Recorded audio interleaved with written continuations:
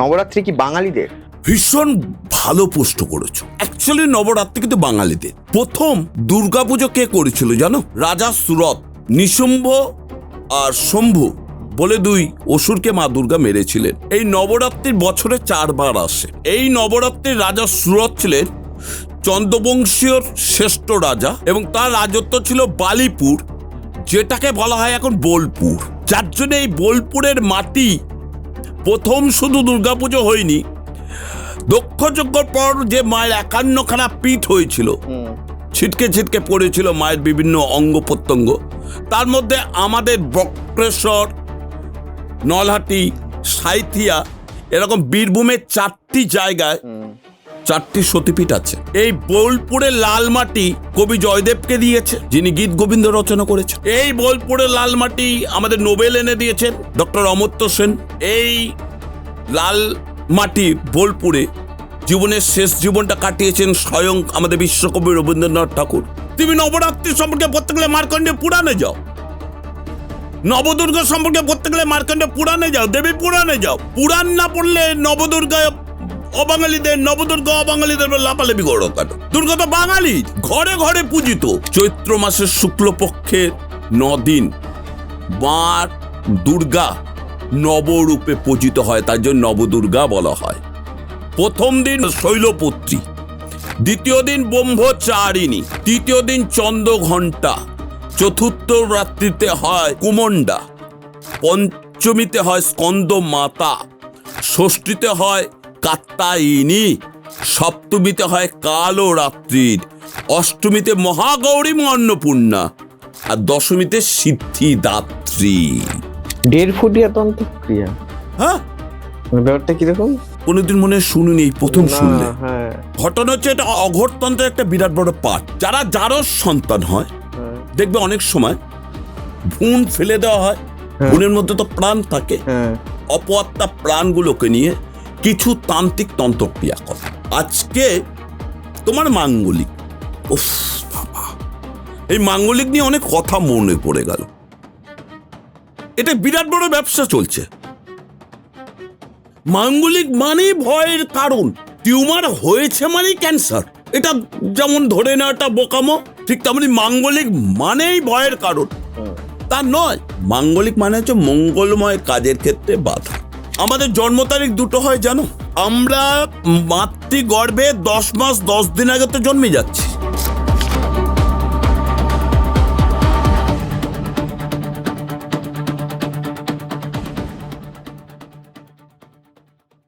গোসাই ঠাকুরের আড্ডায় আপনাদের আরো একবার স্বাগত। আপনারা জানেন গোসাই ঠাকুর প্রত্যেক সপ্তাহে নতুন নতুন অতিথির সাথে নতুন নতুন বিষয় নিয়ে আসে আপনাদের সামনে। তবে আজকে আমরা যাকে পেয়েছি তিনি গোসাই ঠাকুরের আড্ডায় প্রথমবার নয়, আপনারা তার ভিডিও দেখেছেন গোসাই ঠাকুরের আড্ডায় আগে। আজকে আমাদের সাথে আরো একবার গোসাই ঠাকুরের আড্ডায় রয়েছেন আচার্য শ্রী সৌমেন। গোসাই ঠাকুরের আড্ডায় আপনাকে আরো একবার স্বাগত। নমস্কার। প্রথম কথা, সকলকে জানাই আগাম বাংলা নববৎসরের প্রীতি, শুভেচ্ছা এবং আন্তরিক অভিনন্দন।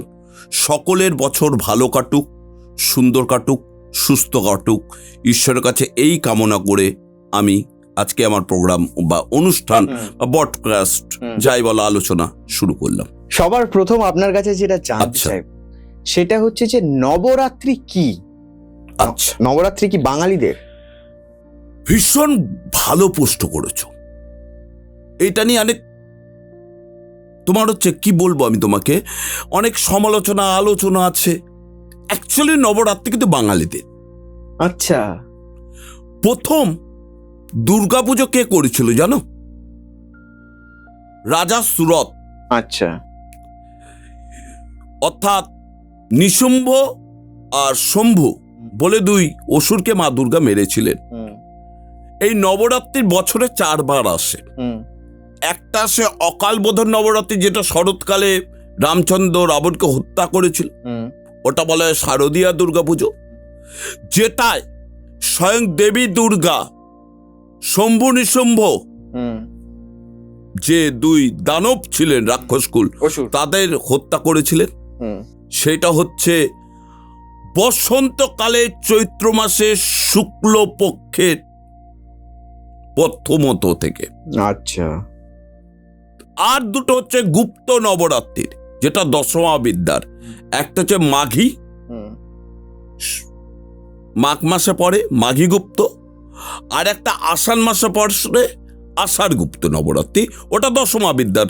ছিন্নমস্তা, ভুবনেশ্বরী, কালী, তারা, এই দশমা বিদ্যার দেবীর নবরাত্রি। আর এই নবরাত্রির রাজা সুরত ছিলেন চন্দ্রবংশীয় শ্রেষ্ঠ রাজা, এবং তার রাজত্ব ছিল বালিপুর, যেটাকে বলা হয় এখন বোলপুর। ও আচ্ছা। যার জন্য এই বোলপুরের মাটি প্রথম শুধু দুর্গাপুজো হয়নি, দক্ষযজ্ঞর পর যে মায়ের 51খানা পীঠ হয়েছিল, ছিটকে ছিটকে পড়েছিল মায়ের বিভিন্ন অঙ্গ প্রত্যঙ্গ, তার মধ্যে আমাদের বক্রেশ্বর, নলহাটি, সাঁইথিয়া, এরকম বীরভূমের 4টি জায়গায় 4টি সতীপীঠ আছে। এবং সিদ্ধপীঠ, যেটা ব্রহ্মার মানসপুত বশিষ্ঠমণি যেখানে সাধনা করার পর সিদ্ধিলাভ করেছিলেন গুরু বামদেব, শিবের মানসপুত্র বামদেব, যেহেতু শিব চতুর্থীতে তার জন্ম হয়েছিল। শিবের যে 5খানা নাম রয়েছে, সদ্যজাত, অঘোর, মহাকাল, ঈশ্বর এবং বামদেব, তার মধ্যে এই বামদেবী 5টা মাথার। একদম। হ্যাঁ, তা সেই জায়গাটা দাঁড়িয়ে এই বামদেবের তারাপীঠ কিন্তু সিদ্ধপীঠ। এবং চাঁদ সদাগর যখন বাণিজ্য করতে গিয়ে স্বয়ং বেহুলা এবং লক্ষিন্দর সবাইকে আস্তে আস্তে হারালেন, এবং তাদের সমস্ত সন্তানকে, যেহেতু উনি মনসার পুজোর করবেন না বলে হারাতে হলো, সেই সময় এই জীবন্ত কুণ্ডতে, তারাপুর ধামে জীবন্ত কুণ্ডতে কিন্তু চাঁদ সদাগরের পুত্ররা বেঁচে উঠেছিল। যার জন্যে এই বোলপুরের লাল মাটি কবি জয়দেবকে দিয়েছে, যিনি গীত গোবিন্দ রচনা করেছেন। আচ্ছা, এই বোলপুরের লাল মাটি আমাদের নোবেল এনে দিয়েছেন ডক্টর অমর্ত্য সেন।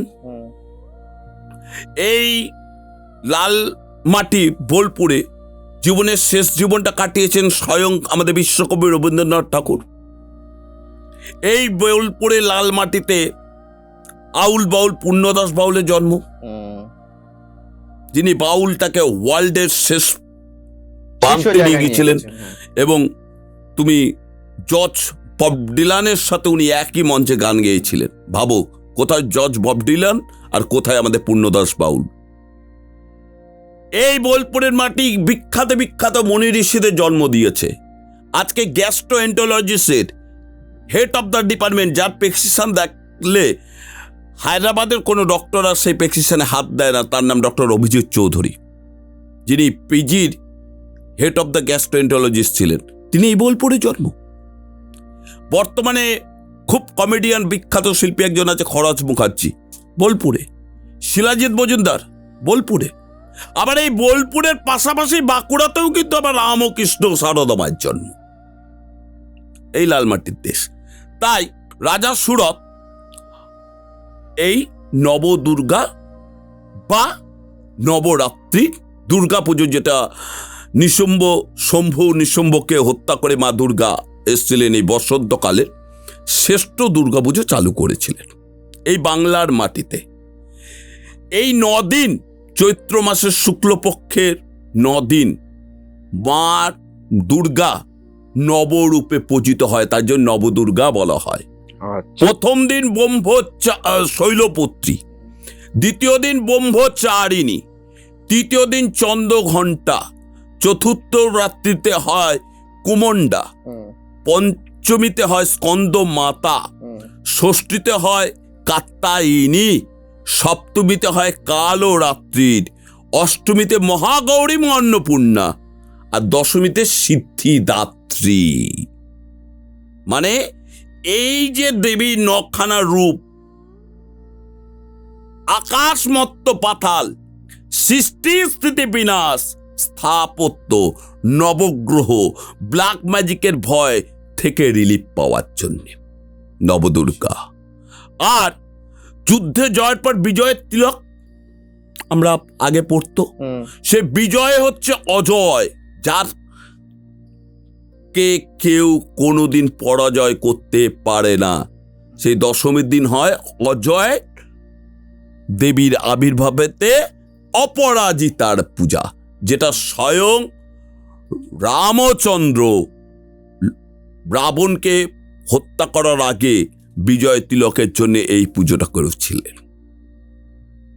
জানেন ব্রহ্মাষ্টমী পেয়ে গেছি, কিন্তু যেন সাফল্য লাভ করে, যেহেতু উনি ত্রিকালদর্শী ব্রাহ্মণ ছিলেন, উনি নিজে শিবগীত রচনা করেছিলেন।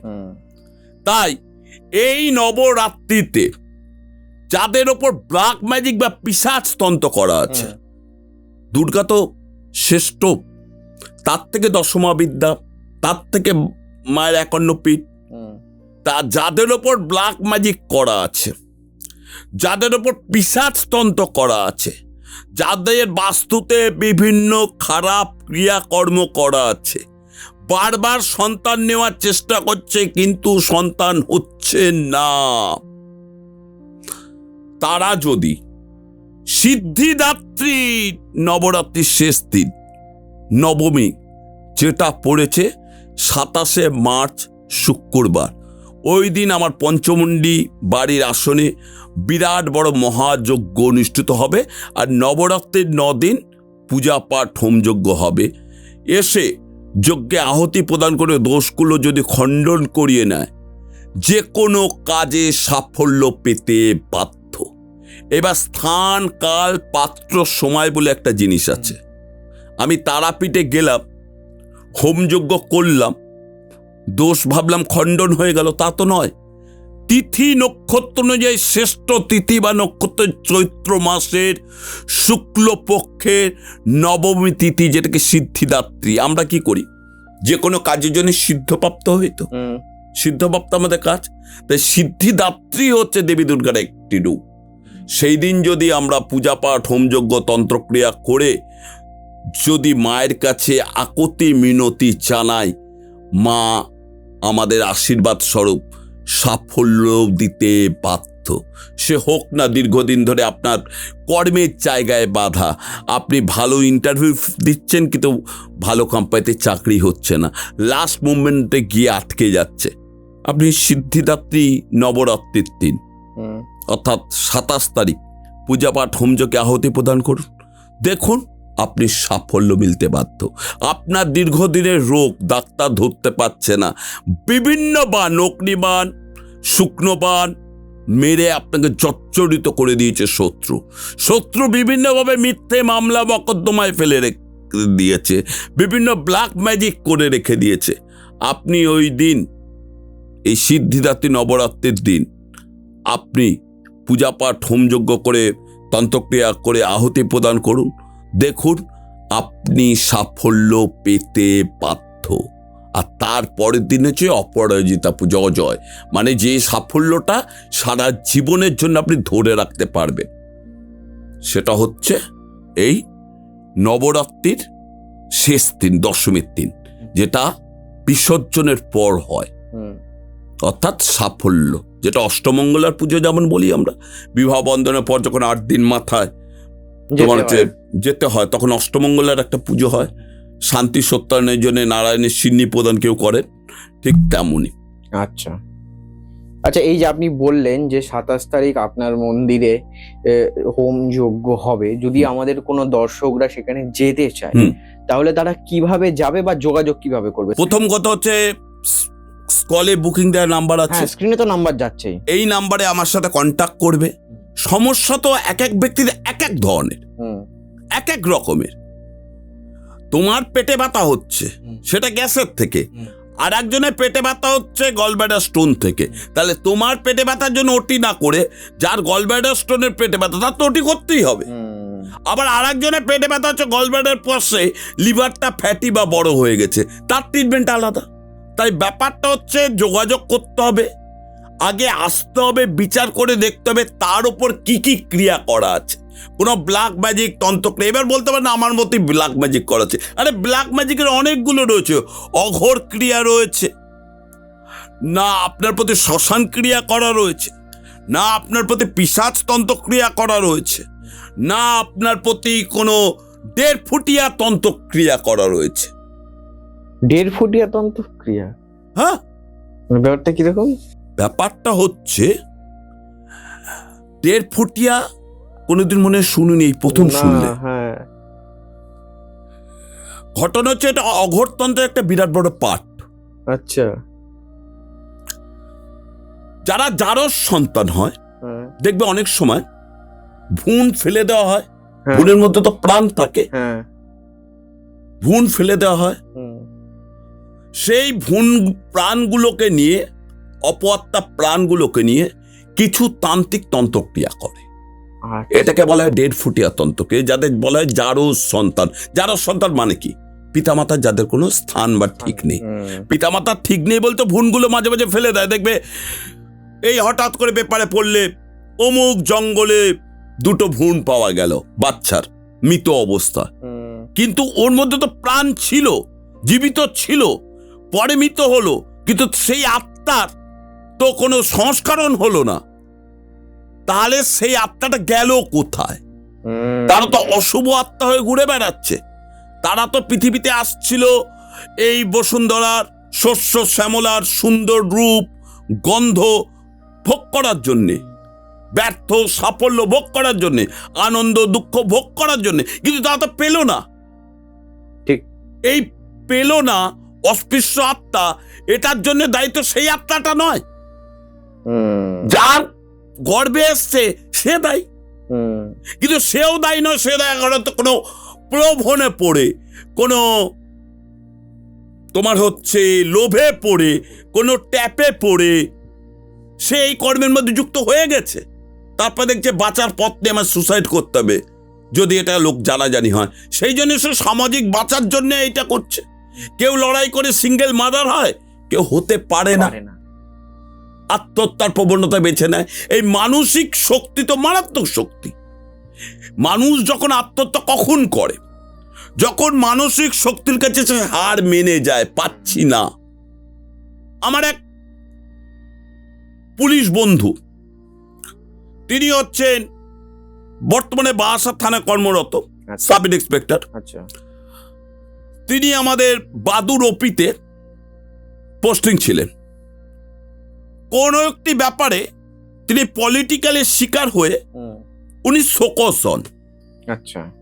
হলো পলিটিক্যাল গন্ডগোল, সেখানে ওনার কোনো দোষ নেই, কিন্তু উনি শোকস হয়ে গেলেন। আচ্ছা। শোকস হয়ে যাওয়ার পর বিনা দোষে অপরাধে শাস্তি পাওয়ার জন্যে উনি আবার মানসিকভাবে ভেঙে পড়লেন। একদিন চিন্তা ভাবনা করেই ফেললেন যে আমি এই জীবন রাখবো না।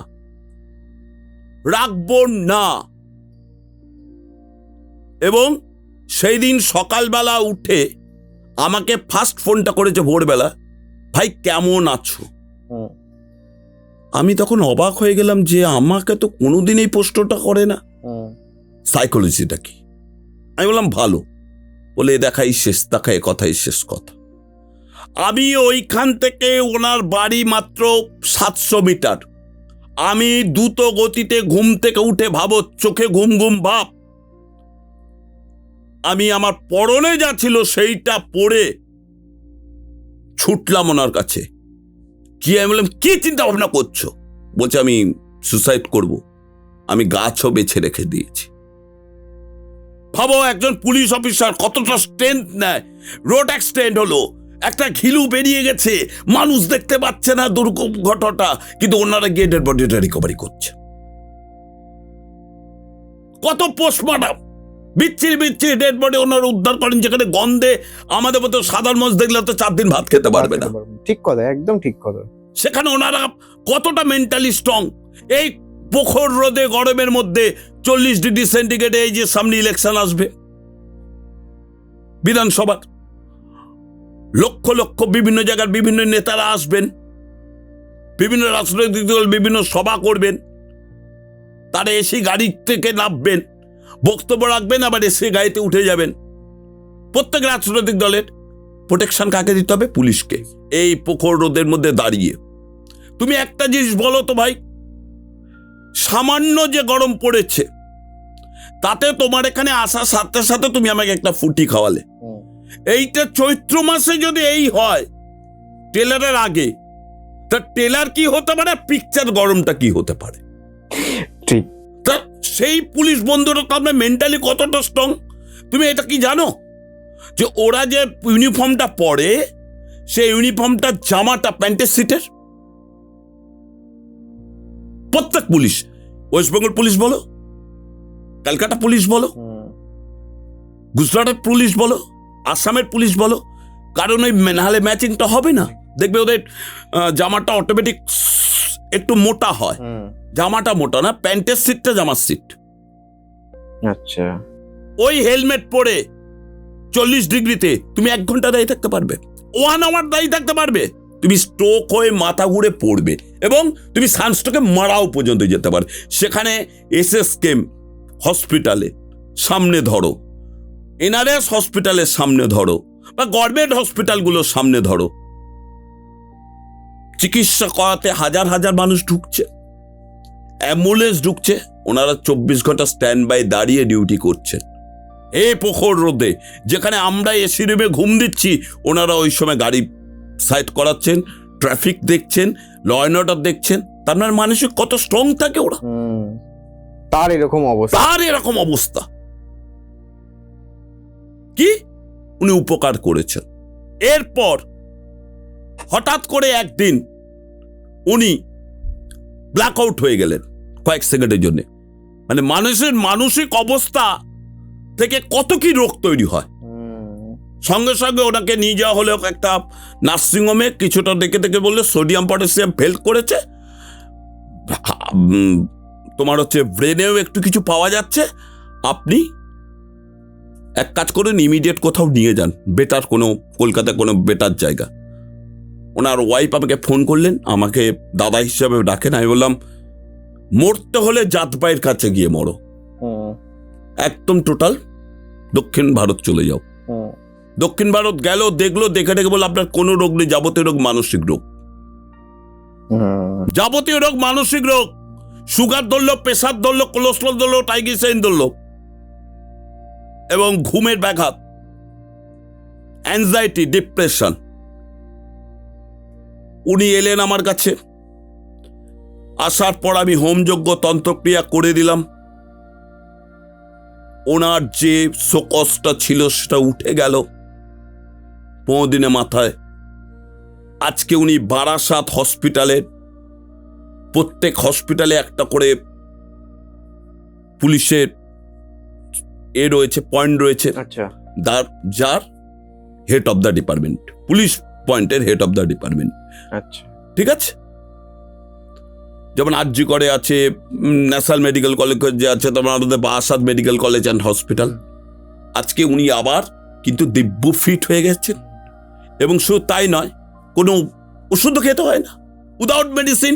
তা এই যে জায়গাটাই বলছিলাম, যে 1.5 ফুটিয়া নিয়ে যাকে তুমি নিয়ে আসছো পৃথিবীতে, সে তো কোনো ভুল করছে না, সে তো তোমাদের ভুলের জন্য বা তোমাদের সিদ্ধান্তের জন্য সে আসছে। এইবার হয়ে যাওয়ার পর তুমি সিদ্ধান্ত যখন বলছো ভুল, তখন কর্ণীর মতন সবাই তো সূর্যপুত্র নিয়ে জন্মগ্রহণ করে না, তখন এই অপহত্যাটা কোথায় থাকবে?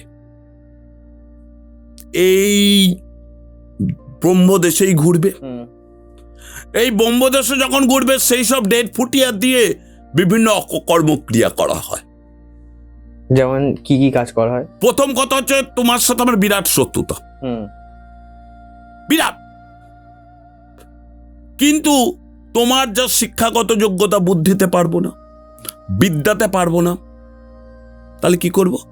তোমার শরীরের মধ্যে ঢুকে গিয়ে এমন কিছু রোগ তৈরি করব, এমন কিছু বাধা সৃষ্টি তৈরি করবে, যেগুলো তোমার সামাজিক সম্মান আস্তে আস্তে হানি হয়ে যাবে।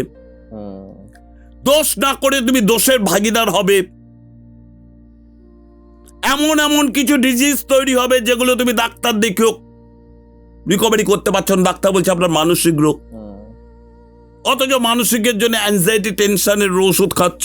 অ্যাকচুয়ালি যখন কিছু পারে না, যখন দেখবেন যে জ্বরকে ধরতে পারছে তখন বলবে অজানা। আজকে পৃথিবীতে অজানা বলে কিছু আছে বলো তো? ঠিক। যা ভাবে আমাদের বিজ্ঞানীরা এগোচ্ছে, তার মানে যেখানে বিজ্ঞান শেষ আমাদের সেখান থেকে অকাল সায়েন্স শুরু। ধরা পড়ে না এগুলো। না, এই এরকম একটা 1.5 ফুটের ঘটনা বলি। হ্যাঁ। একটা ছেলে খুব কষ্ট করে জীবনে উঠেছে। সে পাড়ার কিছু গরিব মানুষকে নিয়ে সে একটা সংগঠন তৈরি করেছে। সংগঠনটা তৈরি করে সে তার দুর্গাপুজো, কালী পুজো, বিভিন্ন সামাজিক অনুষ্ঠান, রক্তদান, বিভিন্ন কিছু করে। ওখানকার মানুষজন খুব ভালো থাকে। এবার কি হয়, কিছু খারাপ মানুষ, বদমাশ, বিভীষণ, মির্জাফর তো আজও রয়েছে সমাজে। খারাপ রয়েছে বলে ভালো রয়েছে, অন্ধকার আছে বলেই তো আলোর মর্মটা বুঝি। আমার প্রোগ্রামের কোনো খারাপ বন্ধু থাকবে বলে, সমালোচক থাকবে বলেই তো আমার ভালো লাগে। গঠনমূলক সমালোচনা করো, গালাগালি নয়। গালাগালি দিলে তুমি তোমার শিক্ষাগত যোগ্যতাটাকেই প্রমাণ করছো যে তুমি নোংরা। ঠিক। তুমি নবরাত্রি সম্পর্কে পড়তে গেলে মার্কণ্ডেয় পুরাণে যাও, নবদুর্গা সম্পর্কে পড়তে গেলে মার্কণ্ডেয় পুরাণে যাও, দেবী পুরাণে যাও। পুরাণ না পড়লে নবদুর্গা অবাঙালিদের লাপালাপি করো কেন?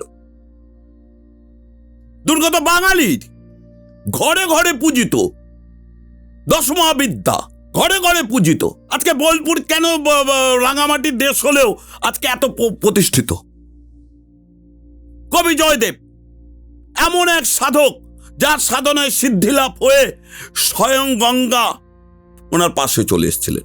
যার জন্য জানো তো, পৌষ সংক্রান্তিতে একদম ফিক্সড ডেটে গঙ্গা অটোমেটিক ওনার বাড়ির সামনে আসে এবং জয়দেবের বিরাট বড় মেলা হয়। এবং মেলায় হচ্ছে দেহতত্ত্বর মেলা। আজকে তুমি বলতো, শিক্ষাগত যোগ্যতা নেই অথচ লালন, সব লোকে কয় লালন কি বা সংসারে। ব্রাহ্মণ চিনব পৈতিতে, বামন চিনব কি করে? ব্রাহ্মণ তো চেনা যায় পৈতে থাকলে, ব্রাহ্মণই চিনব কি করে? তার তো পৈতে নেই। কত বড় আধ্যাত্মিক কথা বলো তো। আজকে জাতপাত নিয়ে আমরা চিৎকার করি, এই জাতপাত নিয়ে আসবো পরে। এবার কিছু মানুষ ক্ষমতা কিছু নেই, পারবে না, চল পিছু তো কাঠিটা মারি।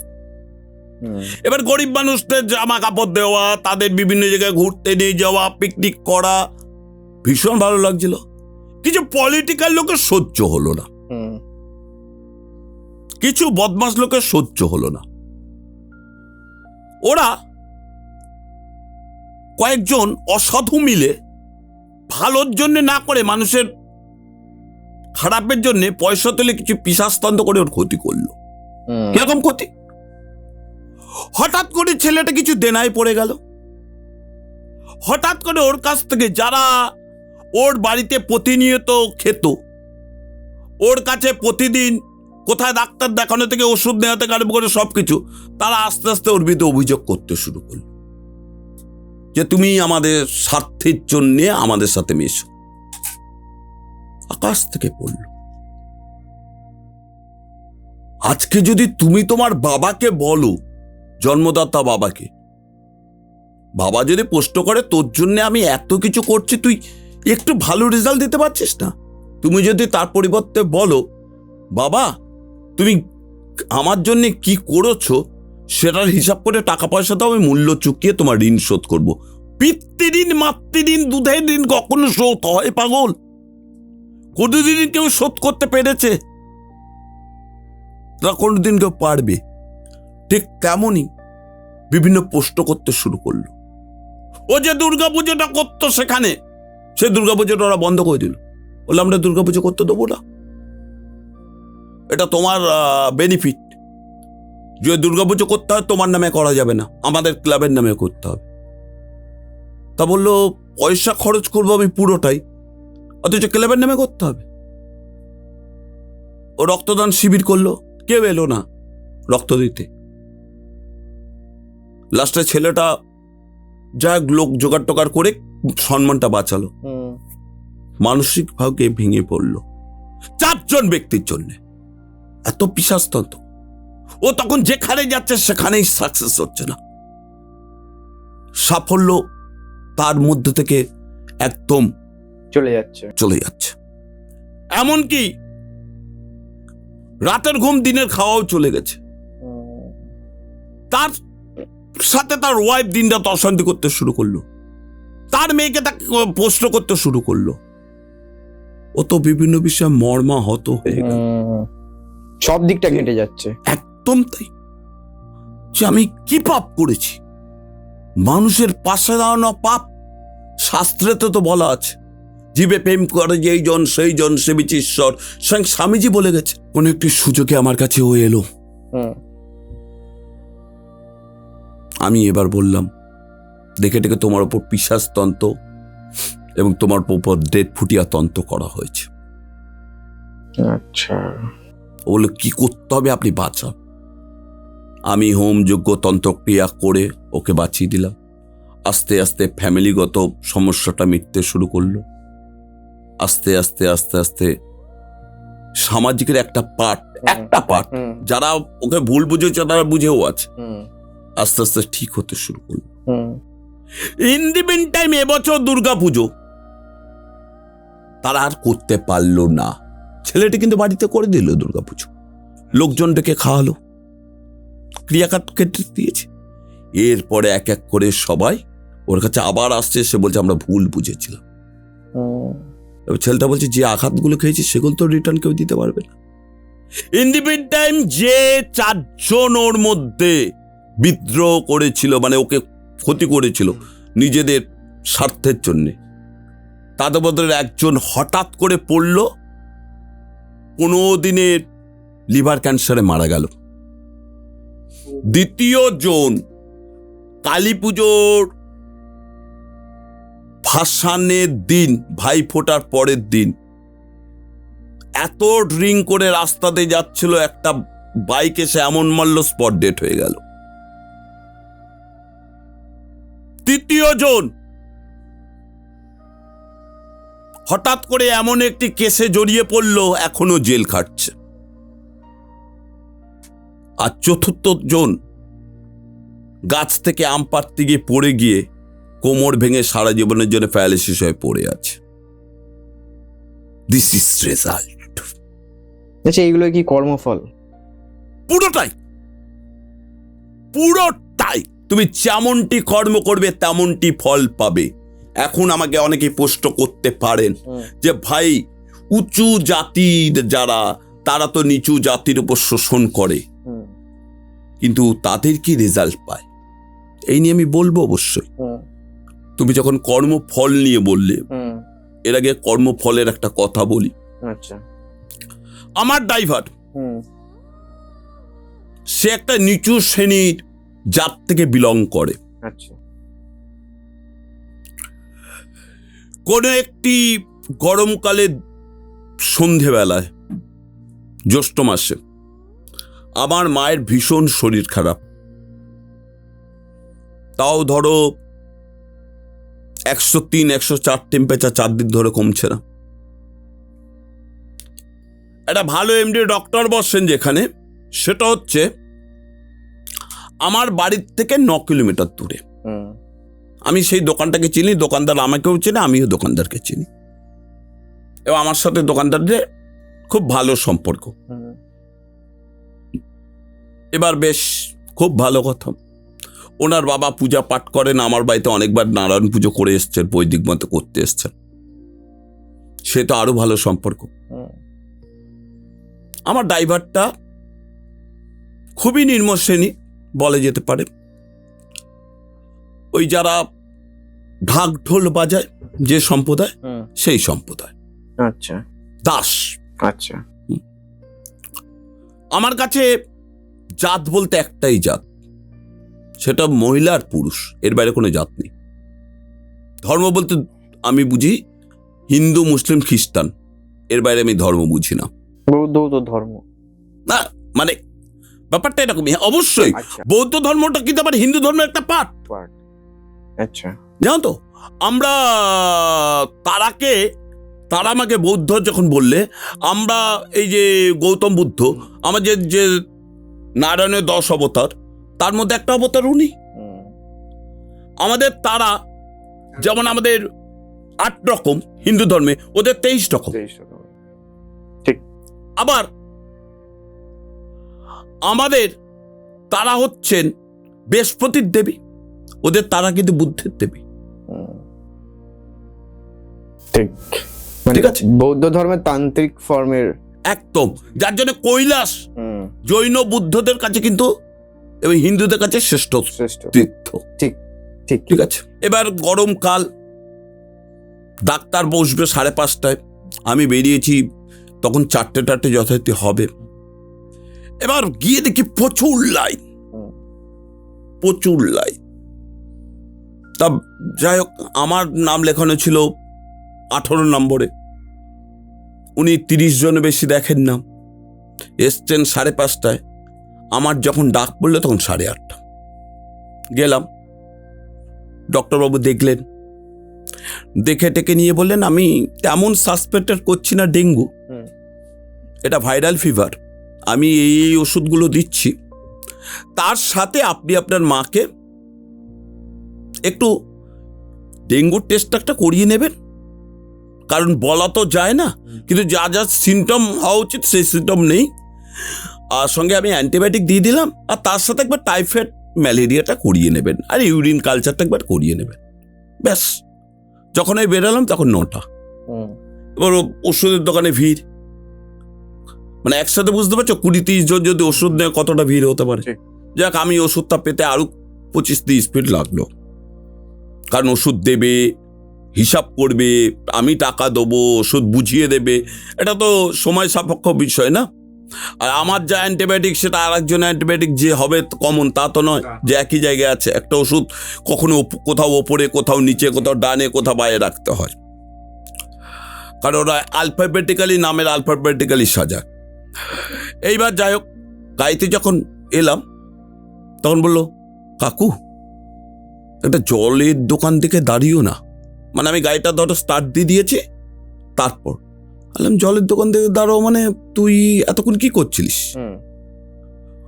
বলছে জল তেষ্টা আমাকে সেই 5টা থেকে পেয়েছে, কিন্তু আমি জল খেতে পাইনি। বললাম কেন? তুই দোকানে গিয়ে বলতে পারতিস যে দাদা আমাকে জল দেন, তা তো দিলে তো দিত। বলছে আমি গিয়েছিলাম, জগটা নিতে গিয়েছিলাম, যেহেতু আমাকে চেনে, আমার বাবা এদের এখানে করে গেছে, ঢাক বাজিয়ে গেছে পুজোতে, কালী পুজোতে, সেহেতু আমি যেহেতু নিচু জাত, সেহেতু দোকানে জলটা হাত দিয়েছি বলে আমাকে বিভিন্ন চরম অপমান করেছে।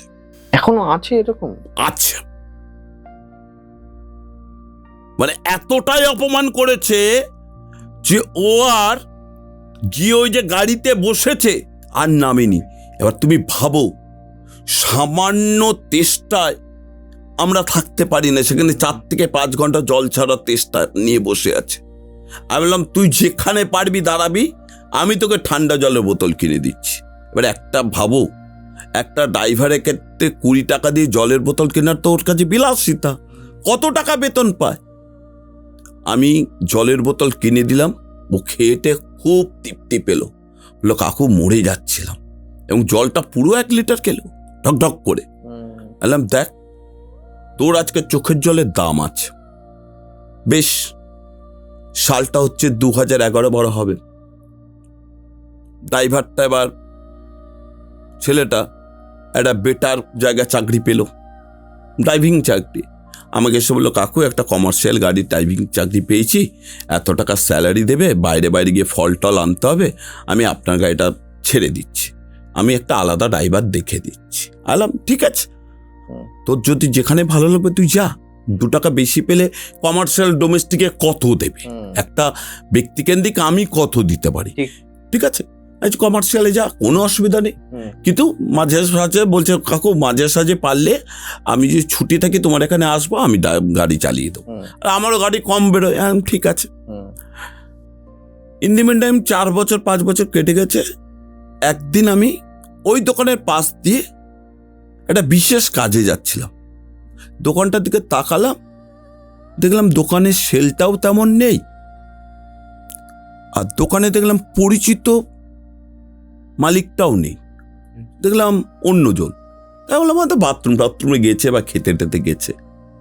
আমি যেখানে গেছি সেখানে ঘন্টা দেড়েকের কাজ মিটিয়ে আবার আসার পথে তাকালাম, দেখলাম তাইও দোকানে তো মালিক নেই। আমি এবার কি সন্দেহ হলো, আমার সিক্স সেন্স কিছু একটা বলল যে গিয়ে জিজ্ঞেস কর। আমি গিয়ে জিজ্ঞাসা করলাম, তোমার দোকানে মালিক কোথায়? বাপিদা। বলছে বাপিদা 2 বছর হলো গলায় ক্যান্সার ধরা পড়েছে,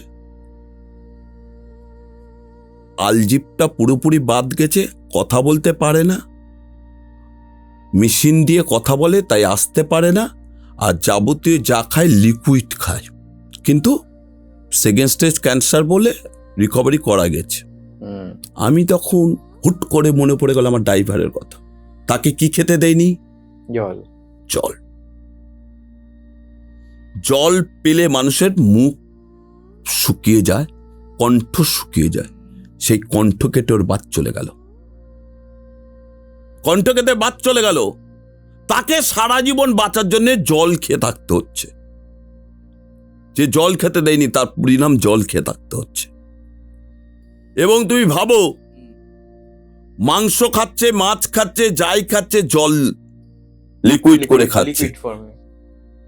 খাবার যে চিবিয়ে খাওয়ার যে একটা আলাদা আনন্দ, সেটা সারা জীবনের জন্য বঞ্চিত। এইভাবে পাক্কা 6 বছর বেঁচে ছিলেন। শাস্ত্রী একেই বলে, দগ্ধে দগ্ধে মারা গেলেন। এবং এই গলার ক্যান্সার রাইস টিউব দিয়ে খেতে খেতে খেতে খেতে তারপর উনি পৃথিবী থেকে চলে গেলেন।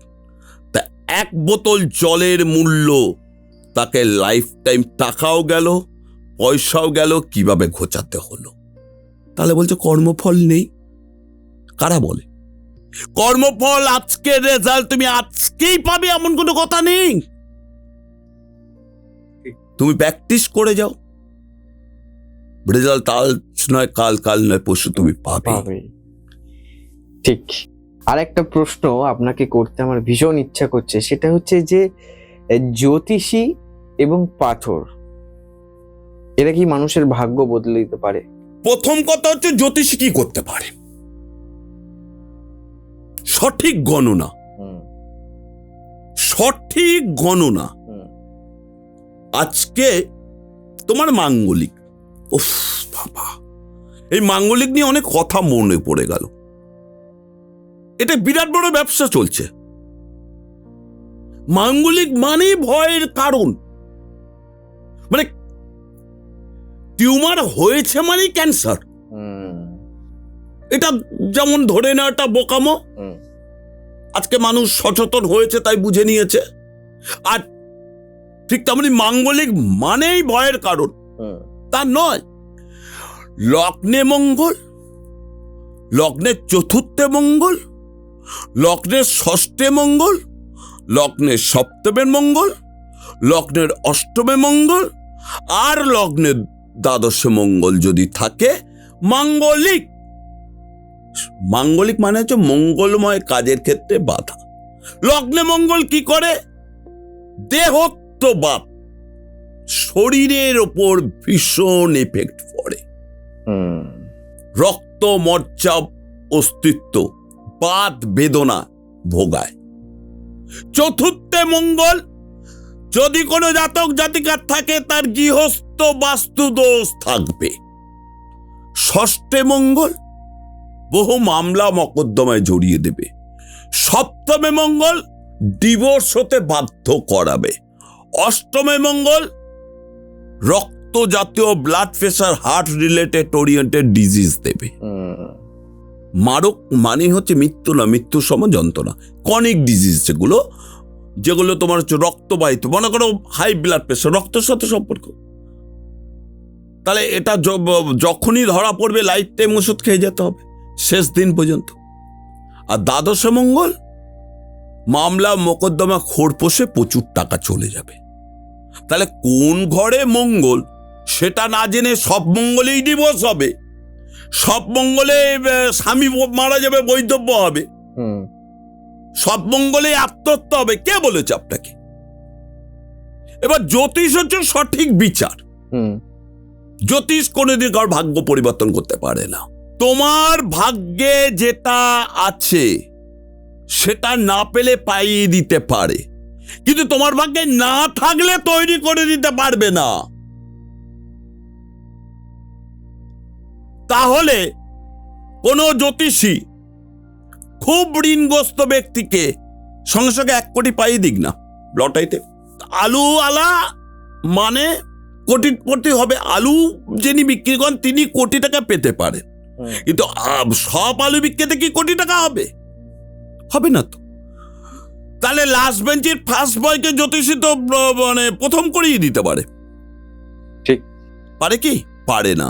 জ্যোতিষী গণনা করে তন্ত্রের মাধ্যমে রেমেডি কাজ করে। জ্যোতিষীর পাথর কখন রেমেডি হতে পারে না। তার মানে জ্যোতিষী বা পাথর কেউ মানুষের ভাগ্য পরিবর্তন করবে না, পারে না। প্রথম কথা হচ্ছে কি করে ভাগ্য পরিবর্তন করবে? আমাদের জন্ম তারিখ দুটো হয় জানো? বাংলার ইংলিশ কি না, আমরা মাতৃগর্ভে 10 মাস 10 দিন আগে তো জন্মে যাচ্ছি। পিতামাতা শারীরিক মিলনের ফলে শুক্রাণুর সাথে ডিম্বাণু সংযুক্ত হয়ে ভ্রূণ তৈরি হচ্ছে। সেই ভ্রূণ আস্তে আস্তে বড় হচ্ছে, তারপরে একটা টাইমে গিয়ে ভূমিষ্ঠ হচ্ছে, তাই তো? তাহলে জন্মানো হয়ে গেছে আমার। এবার আস্তে আস্তে সবকিছু ব্রেন, হার্ট, নখ, কান, তাহলে ওই যখন যৌন মিলনের ফলে শুক্রাণুর সাথে ডিম্বাণু যুক্ত হয়ে জন্ম হলো, ওটা হচ্ছে অরিজিনাল জন্ম তারিখ। আচ্ছা, এরপরে যেটা জন্মাচ্ছি এটা তো ভূমিষ্ঠবাদ। আর এখন তো ভূমিষ্ঠবাদ ডাক্তারের হাতে চলে এসছে। ডাক্তারবাবু, সামনে ভাদ্র মাসে কৃষ্ণপক্ষের জন্মাষ্টমী, আমার ওই দিন ওটি করিয়ে দেন। কি না, আমার সন্তান কৃষ্ণ হবে। কৃষ্ণই হবে, কংস হয় না। ঠিক আছে, 15 আগস্ট খুব বিখ্যাত ভালো দিন, আমার সন্তান নেতাজি হতে পারে। ওই দিন করে দেন, সিজার করিয়ে দেন, ব্যাস, পেঁয়াজি হয় না, সবই নেতাজিই হবে। তা ব্যাপারটা হচ্ছে ভূমিষ্ঠ এখন যে যার নিজের উপর। ভূমিষ্ঠ পাতে আমি একটা নির্দিষ্ট হরারি পাচ্ছি। এরপর তুমি ছোটবেলায় যে জামাটা পরতে, বড় হয়ে সে জামাটা পরো না? পরো না। কিন্তু তুমি কি বলো, জামাটা ছোট হয়ে গেছে, জামা চোর পদার্থ, সে কি ছোট হয়? বড় হয়েছ তুমি। ঠিক তেমনটি তোমার হরারি ভূমিষ্ঠবাদ যা যা প্রাপ্তি আছে, সেই প্রাপ্তিগুলো যখন তুমি পাচ্ছ না, সেটা তোমাকে জ্যোতিষ পাইয়ে দেবে। আচ্ছা, জ্যোতিষ নতুন করে ভাগ্য লিখে দিতে পারবে না, কোদার ওপর কোদকারি করে। তোমার যদি বলে রাখছি, সমস্ত জাতক জাতিকা জেনে রাখুন, আপনাদের লগ্নে চতুর্থে বা পঞ্চমে যদি রাহু, কেতু, শনি থাকে, এডুকেশনে বাধা পাবেন। মিলিয়ে নাও, কোনো রেমেডি নেই, হবেই হতে বাধ্য। তাতে কি হতে পারে? জ্যোতিষী সেই গ্যাপ ইয়ারটা কমিয়ে দিতে পারে, কিন্তু লসটাকে আটকাতে পারবে না। এখানে তোমাকে বলি, ভাগ্য পেলে ফল, একটা গল্প বলি।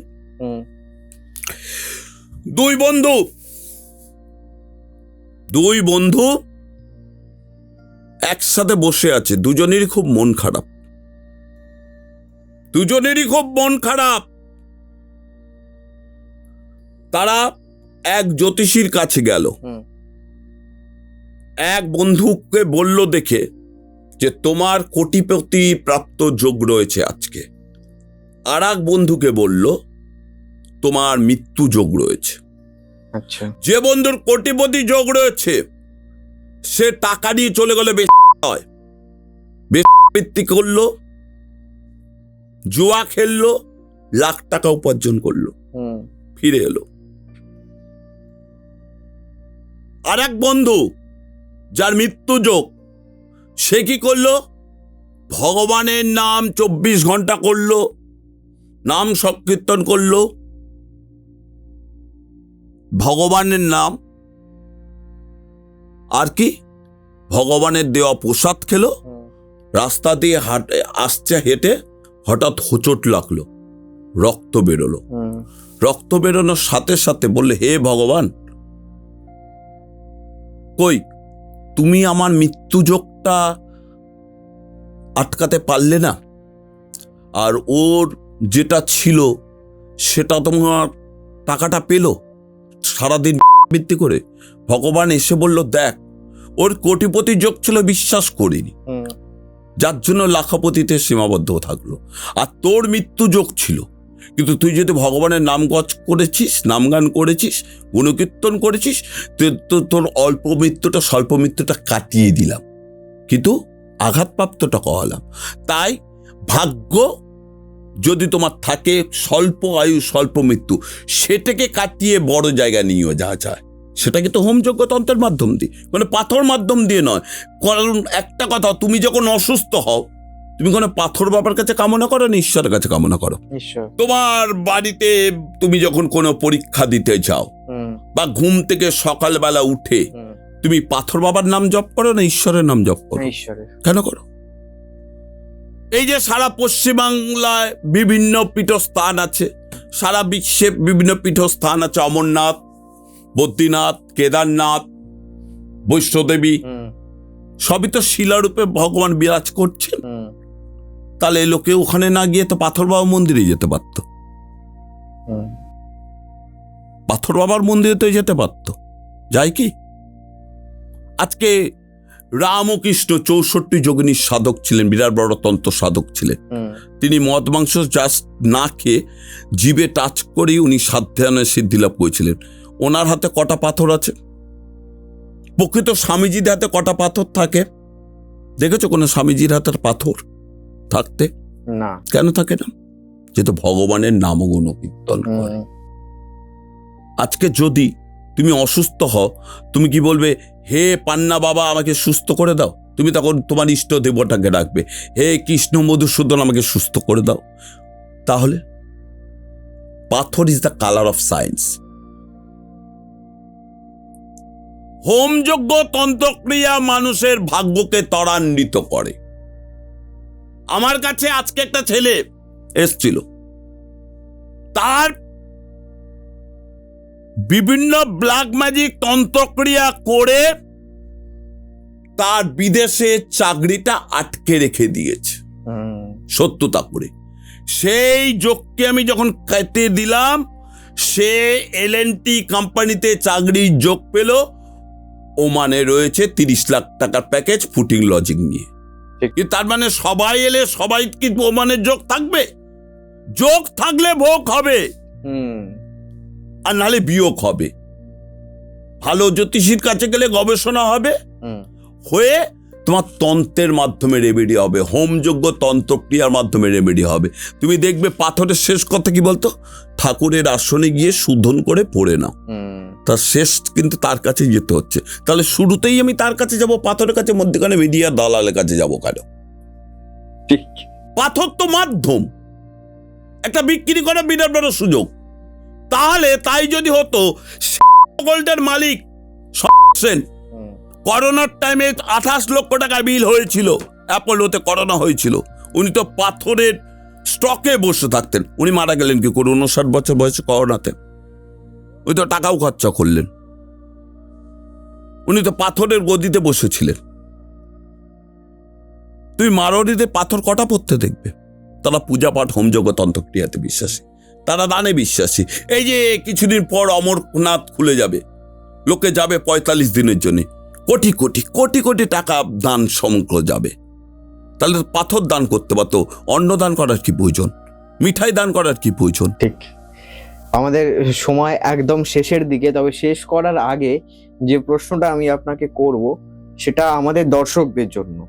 আপনি যদি আমাদের গোসাই ঠাকুরের আড্ডার দর্শকদের কিছু ব্যবহারিক দৈনন্দিন টোটকা বা রেমেডি বলে দেন, তাহলে খুব ভালো হয়। দেখো, প্রথম কথা হচ্ছে, আমরা না কিছু কিছু জিনিস যদি ডেলি ঠিকঠাক মতন আমরা করতে পারি তাহলে কিন্তু আমরা অনেকটা ভালো থাকতে পারি। আচ্ছা। প্রথম কথা হচ্ছে, আমাদের প্রত্যেকেরই উচিত বাড়িতে 2টো করে তুলসী গাছ লাগানো, একটা কৃষ্ণ তুলসী, একটা রাধা তুলসী। কারণ কৃষ্ণ বিনা রাধা নয়, রাধা বিনা কৃষ্ণ নয়, ভক্ত বিনা ভগবান নয়, ভগবান বিনা ভক্ত নয়। নাম্বার 1। নাম্বার 2, আমরা অনেকে বাড়িতে সরষের তেলের প্রদীপ জ্বালাই, সেটাকে চেঞ্জ করে যদি তিলের তেলের প্রদীপ জ্বালাই, আর প্রদীপের তলায় যদি কালো তিল দিই প্রত্যেক দিন প্রদীপের তলায়, তাহলে কিন্তু অনেক পজিটিভ ভাইবেট তৈরি হয়।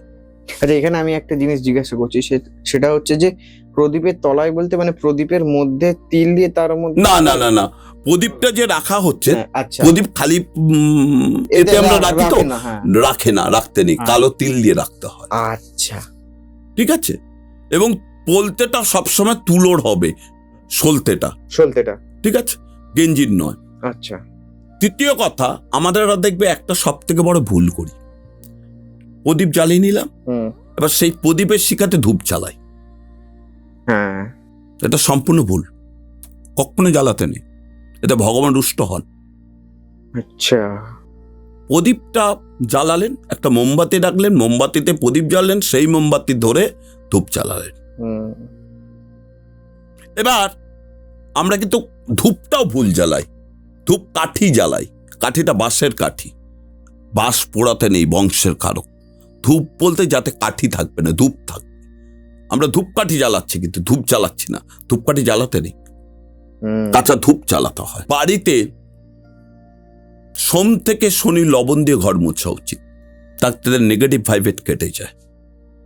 মঙ্গলবার শনিবার 5খানা লবঙ্গ, 5খানা তেজপাতা, 5খানা গোলমরিচ, 5খানা শুকনো লঙ্কা দিয়ে যদি কর্পূর আর দিয়ে যদি আমরা দুনো দিয়ে যদি আমরা চারিদিকে ছড়াই, তাহলে অনেক নেগেটিভ ভাইবেট আমাদের জীবন থেকে চলে যায়।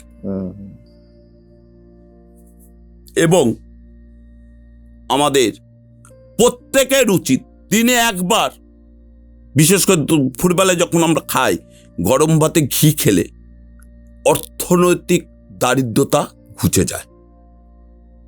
আচ্ছা। যার জন্য দেখবে ঘি তো অতি উত্তম।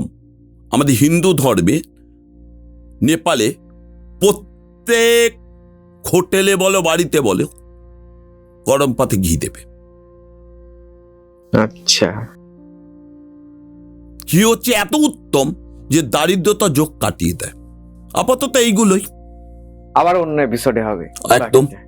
অনেক অনেক ধন্যবাদ গোসাই ঠাকুরের আড্ডায় আসার জন্য, এতটা সময় আমাদের দেওয়ার জন্য। আজকের মতন গোসাই ঠাকুরের আড্ডা এখানেই শেষ করছি। দেখা হবে আগামী সপ্তাহে নতুন কোনো অতিথির সাথে, নতুন কোনো বিষয় নিয়ে। ততক্ষণ দেখতে থাকবেন গোসাই ঠাকুরের আড্ডা। আর আপনাদের যদি যোগাযোগ করতে হয় আচার্য শ্রী সৌমেন বাবুর সাথে, তাহলে ডেসক্রিপশন বক্সে এবং স্ক্রিনে তো নাম্বার রইল। 27 তারিখ ওনার মন্দিরে যে হোম যজ্ঞ হবে, আপনারা যদি সেখানে পার্টিসিপেট করতে চান তাহলে যোগাযোগ করবেন আচার্য শ্রী সৌমেন বাবুর সাথে। আর দেখতে থাকবেন গোসাই ঠাকুরের আড্ডা। ভালো থাকবেন, সুস্থ থাকবেন। আর হ্যাঁ, আজকের এপিসোডটা কেমন লাগলো জানাতে কিন্তু একদম ভুলবেন না। নমস্কার। নমস্কার।